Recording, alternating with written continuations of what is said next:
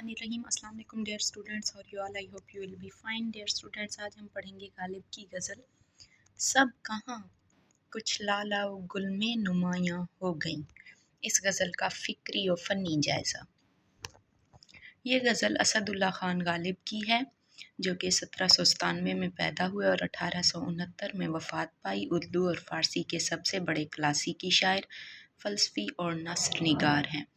उन्होंने गज़ल को मुश्किल पसंदी, गहरी फ़िक्र और नई तरकीब से मालामाल किया और उसे एक नई जिहत बख्शी।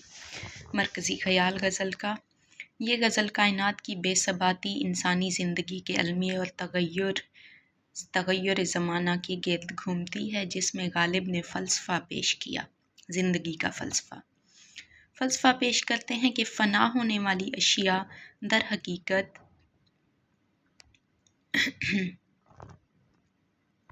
मिटती नहीं बल्कि अपनी सूरत बदल कर दोबारा जलवागर होती हैं। शायर के नज़दीक ज़िंदगी रंजो मसाइब का मजमुआ है, मगर इन दुखों की कसरत ही की वजह से इंसान को इनका आदी बनाकर सब्र व इस्तकामत और हौसला अता करते हैं। क्या ये दुख? फ़िक्री जायज़ा। गालिब की ये गज़ल उर्दू शायरी के माथे का झूमर है। उनके दीवान की मशहूर गज़लों में से एक है जिसमें फ़लसफ़ा, जमालियात, तसव्वुफ़ और इंसानी नफ्सियात के बेशुमार रंग यकजा हैं। ज़ैल में इस शाहकार गज़ल का फ़नी और फ़िक्री जायज़ा पेश है। ये है रिवायत कलाम गालिब व इकबाल का जो सब्जेक्ट है एमफिल उर्दू का, उसके मैं आप लोगों के साथ शेयर करती रहती हूँ इकबाल और गालिब की गज़लें या नज़मों के तज्ज़िये। फ़ना और बका का फ़लसफ़ा। इस गज़ल में गालिब ने मौत और फ़ना के मुहिब तसव्वुर को जिस खूबसूरती से बयान किया है वो बेमिसाल है। सब कहाँ कुछ लाला व गुल में नुमायाँ हो गईं, खाक में क्या सूरतें होंगी कि पन्हा हो गईं। गालिब अजीम लोगों या महबूब लोगों की खूबसूरती को बयान करते हुए कहते हैं कि ज़मीन की आगोश में बेशुमार हसीन सूरतें छुपी हुई हैं जिनका अक्स फूलों की सूरत में नज़र आता है। यानी कुछ ऐसी अजीम हस्तियाँ भी दफन हैं इस मिट्टी में जो ख़ुद को फ़ना करके दूसरों के लिए खुशगवार राहें हमवार कर जाती हैं। याद माजी और हसरत। गालिब कहते हैं कि वक्त के साथ साथ यादें धुंधली हो जाती हैं और वाक़यात अपनी असली सूरत खो देते हैं। यानी माजी मुकम्मल हकीकत नहीं रहता बल्कि टूटे हुए नकूश बन जाता है। यहाँ एक ख़ास कैफियत पैदा होती है जिसे जदीद इस्तिलाह में नॉस्टैल्जिया कहते हैं। गज़ल में याद माजी खोई हुई चीज़ों की अलामत है, हाल की वीरानी को नुमायाँ करता है और इंसान की बेबसी को उजागर करता है। याद थी हमको भी रंगा रंग बज़माराइयाँ, लेकिन अब नक्शो निगारे ताके नसियाँ हो गईं। रंजो राहत की जदलियात। गालिब का फ़लसफ़ा ये है कि जब इंसान दुखों का आदी हो जाता है तो दुख अपनी तकलीफ़ दे कैफियत को खो देते हैं। ये शिद्दत गम के सहल हो जाने का बयान है। रंज से खुगर हुआ इंसान तो मिट जाता है रंज, मुश्किलें मुझ पर पड़ी इतनी के आसान हो गईं। गालिब का ये शेर इंसानी नफ्सियात और हिम्मत का निचोड़ है। गमे इश्क को जदलियाती रंग देना।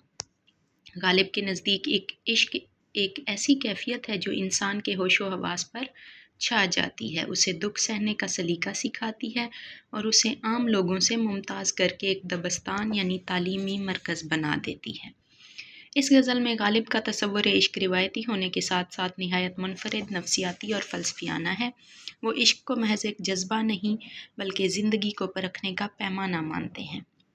गालिब के यहाँ इश्क का दुख अंधेरा नहीं बल्कि रोशनी फैलाता है। जुए खूं आँखों से बहने दो के है शामे फ़िराक, मैं ये समझूंगा कि शम्मे दो फ़िरोज़ा हो गई। गालिब के यहाँ रकीब का रिवायती तस्वुर नहीं मिलता बल्कि इस गज़ल में वो कहते हैं कि सच्चा आशिक वो है जिसको इस बात की खुशी हो कि दूसरे लोग भी उसके महबूब के हुस्न के गर्विदा हैं। सब रकीबों से है नाखुश पर ज़नाने मिस्र से, है ज़ुलेखा खुश के महवे माहे का ना हो गई। मुशाहिदा कायनात। غالب کی اس غزل میں مشاہدہ کائنات محض ظاہری مناظر کی عکاسی نہیں کرتا، بلکہ کائناتی حقائق کی گہری اور فلسفیانہ تفہیم ہے۔ غالب کائنات کے ذرے ذرے میں زندگی، تغیر اور معنی تلاش کرتے ہیں۔ ان کے نزدیک کائنات کا ہر منظر، چاہے وہ پھولوں کا کھلنا ہو، ستاروں کا نمودار ہونا ہو یا کسی باغ میں پرندوں کی چہچہاہٹ ہو، کسی گہرے چھپے ہوئے راز کا اظہار ہوتا ہے۔ غالب کا مشاہدہ مادی حدوں کو توڑ کر ماورائی حقیقتوں تک رسائی حاصل کرتا ہے۔ تھیں بناتے نعش گردوں دن کو پردے میں نہاں، شب کو ان کے جی میں کیا آئی کہ عریاں ہو گئیں۔ تصوف اور وحدت الوجود۔ غالب صرف رسمی صوفی نہیں تھے، بلکہ ان کے ہاں تصوف کائنات کی حقیقت کو سمجھنے کا ایک ذریعہ تھا۔ اس غزل میں تصوف اور خاص طور پر نظریہ وحدت الوجود کا بیان روایتی صوفیانہ شاعری سے ہٹ کر ایک عقلی و فلسفیانہ انداز میں ملتا ہے۔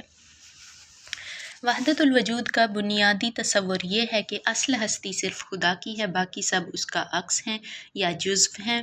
غالب اس فلسفے کو مذہبی گروہ بندیوں سے بالا تر ہونے کے لیے استعمال کرتے ہیں۔ ہم موحد ہیں، ہمارا کیش ہے ترک رسوم، ملتیں جب مٹ گئیں اجزائے ایماں ہو گئیں۔ غالب کہتے ہیں کہ ہم خدا کو ایک ماننے والے ہیں اور ہمارا طریقہ رسمی پابندیوں کو چھوڑ دینا ہے۔ جب انسان مختلف مذاہب اور فرقوں کی ظاہری دیواریں گرا دیتا ہے تو اسے ہر طرف ایک ہی سچائی نظر آتی ہے۔ یہ کثرت میں وحدت تلاش کرنے کا خالص صوفیانہ انداز ہے۔ یہ تھا فکری جائزہ۔ اب دیکھتے ہیں اس غزل کا فنی جائزہ۔ غالب کی اس غزل کا فنی جائزہ ان کے قادر الکلام ہونے کا منہ بولتا ثبوت ہے۔ غالب نے اس غزل میں لفظی صنعتوں، اچھوتی تراکیب اور تشبیہات و استعارات کا ایسا جال بنا ہے کہ ہر شعر اپنی جگہ ایک فن پارہ بن گیا ہے۔ ذیل میں اس غزل کے فنی محاسن کی تفصیل ہے۔ بحر اور آہنگ۔ یہ غزل بحر رمل مسمن محذوف میں ہے، جس کے ارکان فاعلاتن، فاعلاتن، فاعلاتن، فاعلن ہیں۔ یہ بحر اپنی طوالت اور روانی کی وجہ سے فلسفیانہ اور گہرے مضامین کے لیے بہت موزوں سمجھی جاتی ہے۔ غالب نے اس بحر کے آہنگ کو اپنی فکر کی سنجیدگی کے ساتھ نہایت مہارت سے استعمال کیا ہے۔ ردیف اور قافیہ کا فنکارانہ استعمال۔ ردیف۔ اس غزل میں ردیف ہو گئی ہے۔ یہ ردیف تبدیلی اور وقوع کی علامت ہے۔ غالب نے اسے اس طرح استعمال کیا ہے کہ ہر شعر میں ایک نئی کیفیت کا ظہور ملتا ہے، جیسے نمایاں ہو گئیں، پنہاں ہو گئیں، آساں ہو گئیں وغیرہ۔ قافیہ۔ نمایاں، پنہاں، عریاں، زنداں، کنعاں وغیرہ۔ یہ قوافی صوتی اعتبار سے ایک گونج پیدا کرتے ہیں جو غزل کے مجموعی تاثر کو گہرا بناتی ہے۔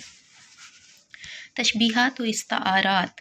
غالب نے اس غزل میں روایتی تشبیہات کو نئے انداز دیے ہیں، جیسے روزن دیوار زنداں۔ حضرت یعقوب کی سفید پڑ جانے والی آنکھوں کو قید خانے کی دیوار کے روشن سوراخ سے تشبیہ دینا ایک انوکھا اور اچھوتا استعارہ ہے۔ شمع دو فروزاں۔ خون کے آنسوؤں کو جلتی ہوئی شمعوں سے تشبیہ دے کر انہوں نے غم کے منظر کو روشن کر دیا ہے۔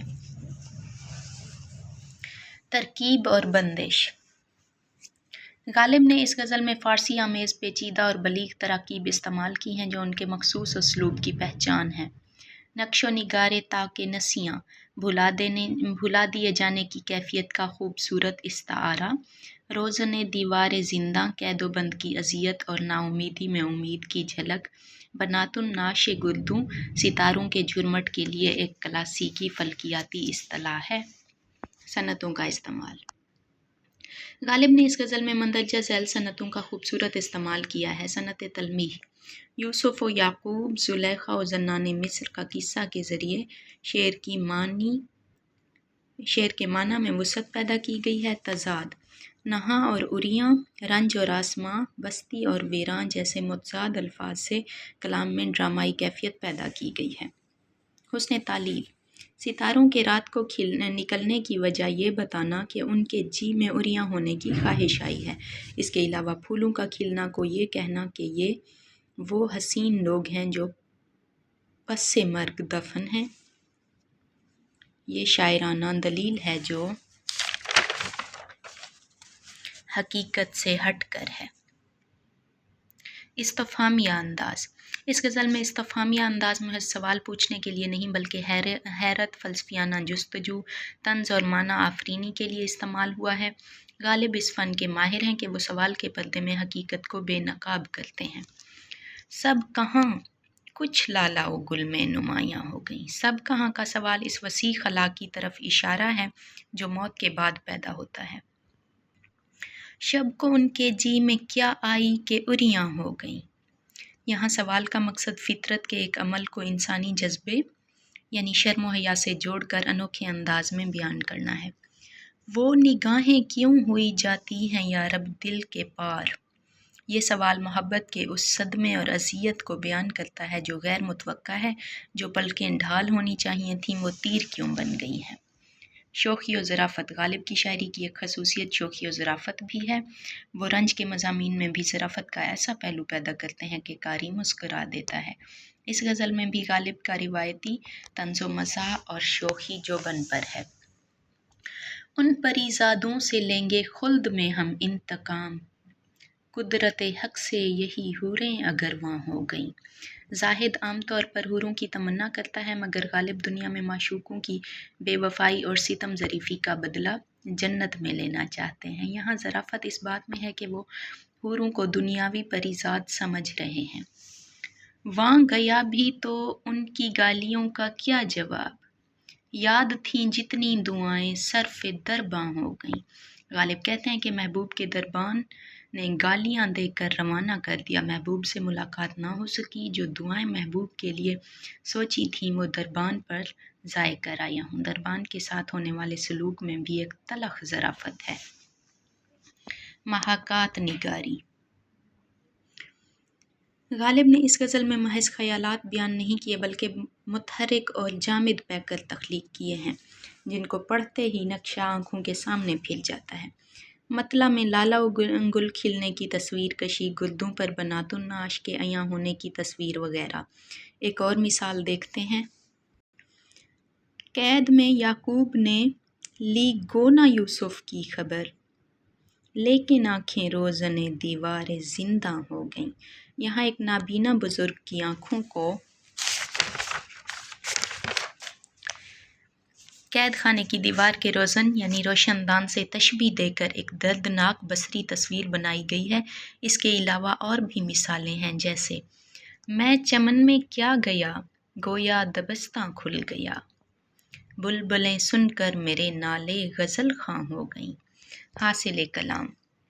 یہ غزل غالب کے کمال فن اور فلسفیانہ شعور کا نچوڑ ہے جس میں انہوں نے فنا و بقا، انسانی نفسیات اور کائناتی حقائق کو پرویا ہے۔ فنی طور پر یہ غزل اچھوتی تلمیحات، فارسی امیز تراکیب اور جاندار تصویر کشی کی وجہ سے ممتاز ہے۔ استفہامیہ اور لطیف شوخی نے بیان میں گہرائی اور ندرت پیدا کی ہے۔ فکری لحاظ سے غالب نے غم دوراں کو رندانہ بے باکی سے جوڑا ہے اور آفاقی رنگ دیا ہے جہاں انسانی رنج انتہا سے آسانی میں بدل جاتا ہے اور موت مٹنے کے بجائے نئی شکل میں ظہور پذیر ہوتی ہے۔ آئی ہوپ آپ لوگوں کو اس سوال میں بڑی آسانی ہوئی ہوگی، اور اگر کہیں پر بھی اس سوال کی وجہ سے آپ کو کافی سارا فائدہ مل جائے، کہیں میرے نوٹس آپ کے لیے فائدہ مند ثابت ہوں تو مجھے اپنی دعاؤں میں یاد رکھیے گا۔